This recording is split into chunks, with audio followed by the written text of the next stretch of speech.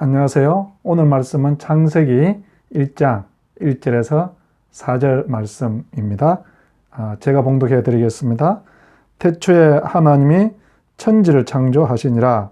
땅이 혼돈하고 공허하며 흑암이 깊음 위에 있고 하나님의 영은 수면 위에 운행하시니라. 하나님이 이르시되 빛이 있으라 하시니 빛이 있었고 빛이 하나님이 보시기에 좋았더라. 아멘. 창세기 1장은 하나님의 창조에 관하여서 이야기해 주고 있습니다. 근데 이것을 꼭 천지 창조, 자연계의 창조 여기만 한정시키지 마시고 우리 사람들의 이 마음을 변화시키신다. 이런 관점에서도 한번 보시면 참 좋을 듯 합니다. 오늘 먼저 2절의 말씀을 보면 땅이 혼돈하고 공허하며 흑암이 깊음 위에 있다. 이것은 하나님의 다스리심이 나타나기 전이죠.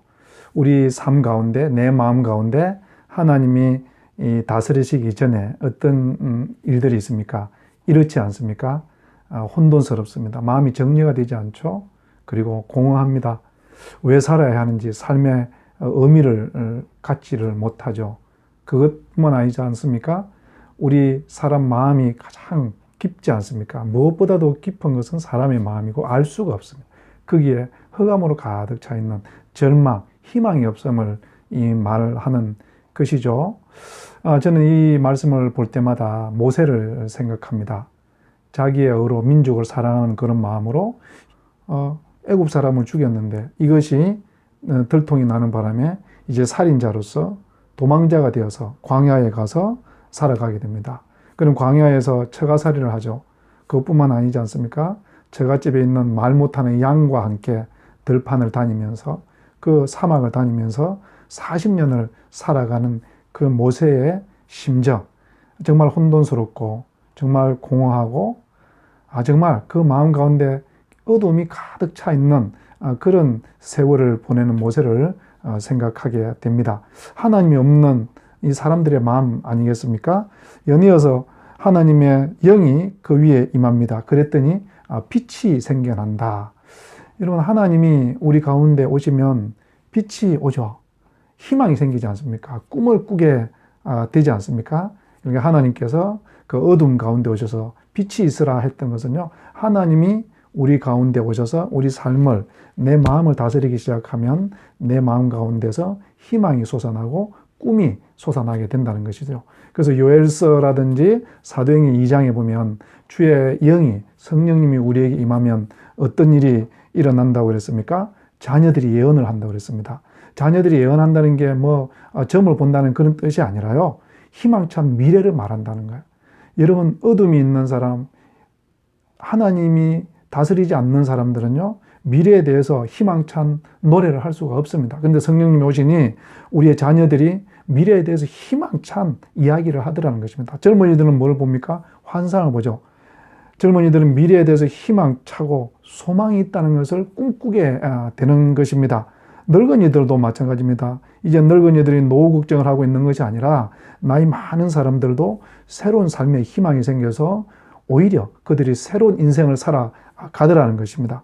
이것이 하나님이 다스리는 사람, 어둠 가운데 있던 사람에게 하나님의 영이 임하니 빛이 임하는 것을 요엘서 사도행전 2장에서는 이렇게 말을 하고 있습니다. 여러분, 모세를 한번 보십시오. 하나님의 다스림을 떠나 있을 때 그의 인생은 흑암이었지 않습니까? 그런데 하나님께서 어떻게 오십니까? 빛으로 오십니다. 떨기나무가 타지 않는 불꽃으로 모세를 찾아오십니다.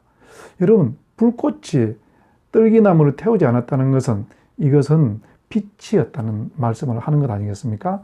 절망 가운데, 어두움 가운데, 희망이 없는 삶을 살아가고 있는 모세 가운데 하나님은 빛으로, 희망으로 임하신 것입니다. 할렐루야.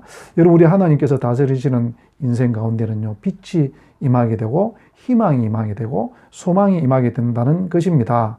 아까도 봤지만 우리 하나님께서 다스리기 시작하면 우리 자녀들은 희망찬 미래를 말하게 되고요, 우리의 청년들은 내일을 꿈꾸게 되고요, 나이 많으신 우리 어른들은요, 노후를 걱정하는 것이 아니라 새로운 삶을, 새로운 제2의 인생을 살아가게 된다는 것이죠. 모세의 인생이 그러지 않습니까? 살인자에서 이제 민족의 지도자가 되고요. 여러분, 애굽에 있는 자기 민족, 노예였던 자기 민족을 끌어내서 자유민으로 세우게 되고 하나님의 백성으로 만들어가는 것이 이 하나님이 다스리시는 모세의 삶이었습니다. 사랑하는 우리 형제, 자매 여러분, 지금 우리 마음 가운데 어떤 이유로 어둠이 있고 혼란스럽고 흑암이 가득 차 있습니까? 삶의 의미가 없이 공허합니까?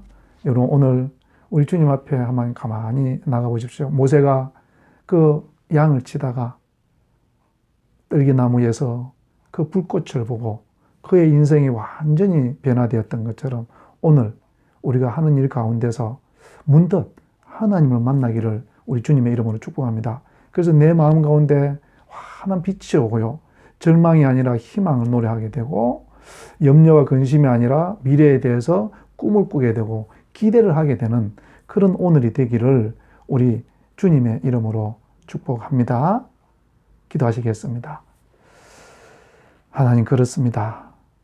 우리 마음을 내가 다스릴 수가 없습니다. 하나님이 없으면 내 마음은 혼돈이고 공허하고 어둠이 뿐입니다.